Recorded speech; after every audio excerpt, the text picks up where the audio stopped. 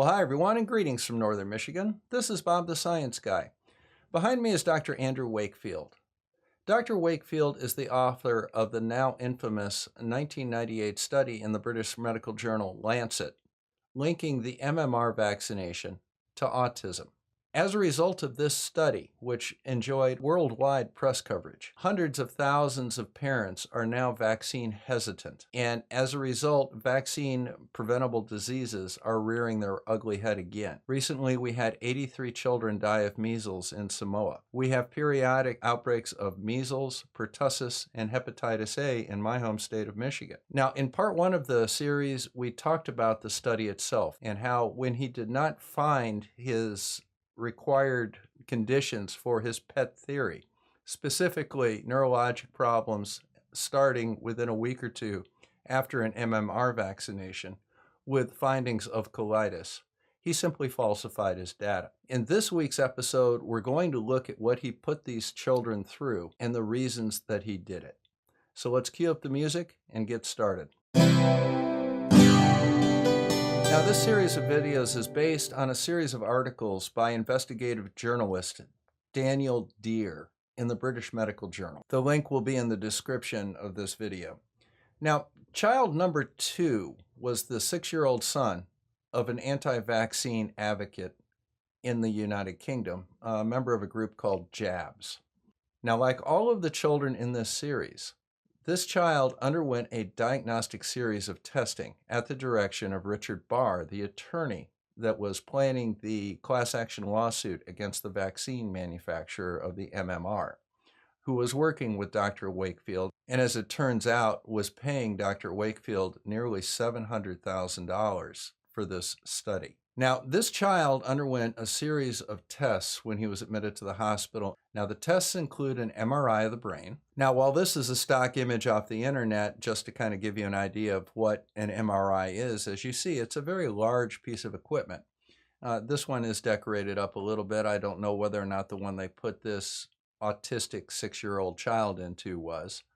But you put your head in this thing, it goes in for a period of time, the thing rattles and clacks. It's really not all that bad. It may be a little frightening for a child. Now, the next test the child underwent was called an EEG with evoked potentials. In this test, what they do is they put sensors on the skin of the head, and then they show images to the child and measure the response of the brainwave. Again, relatively non-invasive procedure. Now, after this, they did blood work, including a Schilling's test, which is a radioactive test, urine testing, and then they started doing some invasive procedures. The first one is something called a lumbar puncture. And in case you've never seen what a lumbar puncture is, that you take a large steel needle and put it in the space between the 3rd and 4th vertebrae and enter the spinal canal and draw out spinal fluid. It's not a comfortable procedure. The final test that they did was something called a colonoscopy, where a fiber optic tube is inserted into the rectum and then fed all the way through the large intestine until it reaches the ileum, which is the end of the small intestine down by the appendix. This is not a comfortable procedure, although they generally sedate people for this. Next, Dr. Wakefield was not against all vaccinations. As a matter of fact, he was primarily concerned with the measles, mumps, and rubella trivalent vaccination, which was the subject of his study. He didn't seem to have a problem with a univalent vaccination against just measles. As a matter of fact, he had applied for a patent for a univalent measles vaccination, with the idea that once his study came out, the MMR would be withdrawn from service, and his univalent measles vaccination would be right there to step up and protect the children of the world, making him a handsome profit in the meantime. Now, how did all this start? There was an attorney in London by the name of Richard Barr, who was engaged by an anti-vaccination group called JABS to look into the possibility of filing a class action lawsuit against the makers of the MMR vaccination. Mr. Barr engaged Dr. Wakefield to conduct a study to provide evidence for this eventual lawsuit. Now, these children were recruited by Mr. Barr, the attorney, and this anti-vaccination group called JABS. Based on the criteria, they had an MMR vaccination, they had bowel problems, and they had autism. Mr. Barr would review these patients, and for appropriate ones that he felt might meet criteria for the lawsuit, he would refer them on to Dr. Wakefield. For his efforts, Dr. Wakefield was paid nearly $700,000 by the law firm. So let's just quickly review the timeline here. In 1995, Andrew Wakefield applied for a patent for an immunodiagnostic test for Crohn's disease. This test had two parts to it. First of all, it was a proposed diagnostic test for Crohn's disease.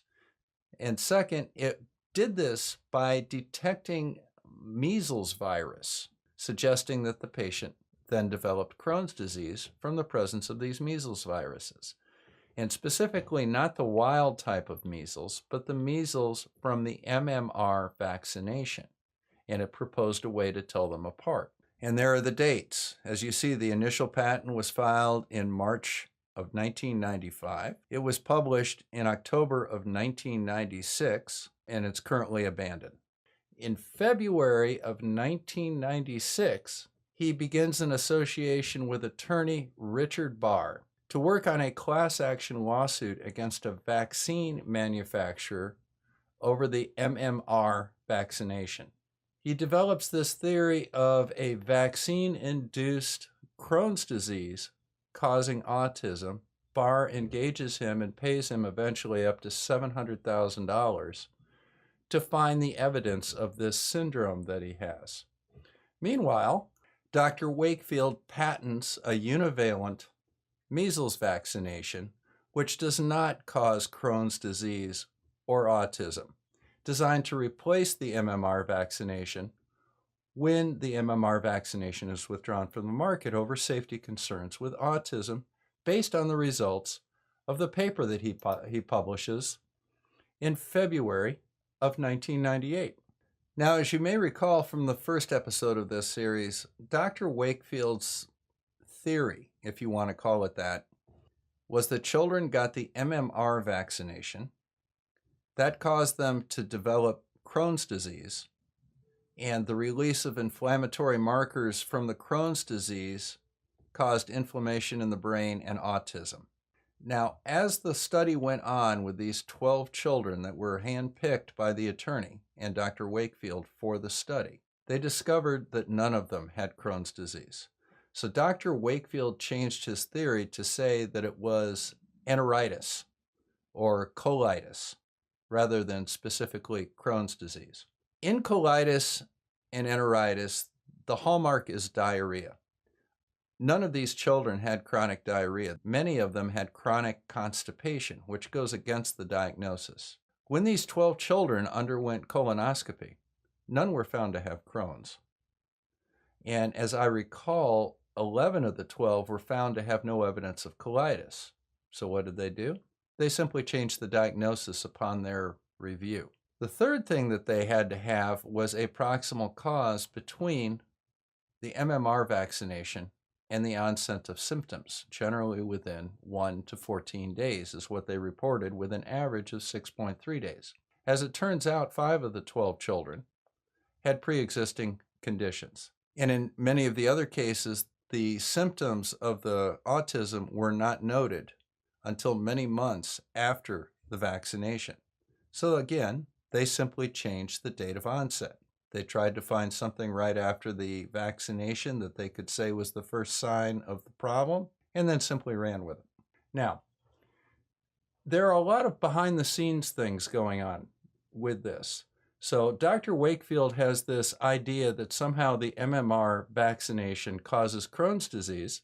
He goes to work with a law firm to take the MMR vaccination off the market through a class action lawsuit, claiming a link between the MMR vaccination and autism. Dr. Wakefield not only can diagnose Crohn's disease and presumably autism with his immunodiagnostic, he's developed a new measles vaccination to replace the MMR.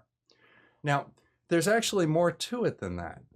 He also set up a laboratory in Dublin, Ireland, to do diagnostics and read these tests that he had invented, develop the vaccination, and market it.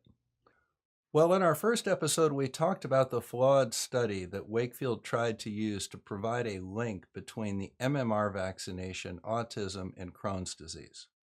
In this episode, we talked about the testing that he put these children through to try and prove his theory, and how he planned to financially gain by developing a test for a measles-induced Crohn's disease and a link to autism, and how he looked to replace the MMR vaccination with a vaccination that he was patenting prior to the start of the study. We talked about how he teamed up with attorney Richard Barr and the anti-vax group JABS to conspire to get the MMR vaccination taken off the market due to this supposed link with developmental disorders. But he didn't do this all by himself. He didn't even do this with Barr and the group JABS. There were others involved as well. And in our next episode, we're going to talk about the other people that were in on this financial scheme. So this is Bob the Science Guy, signing out from Northern Michigan. Thank you very much for stopping by, and make sure you hit that like and subscribe button down there. It's very important that you do that. So we'll see you again soon.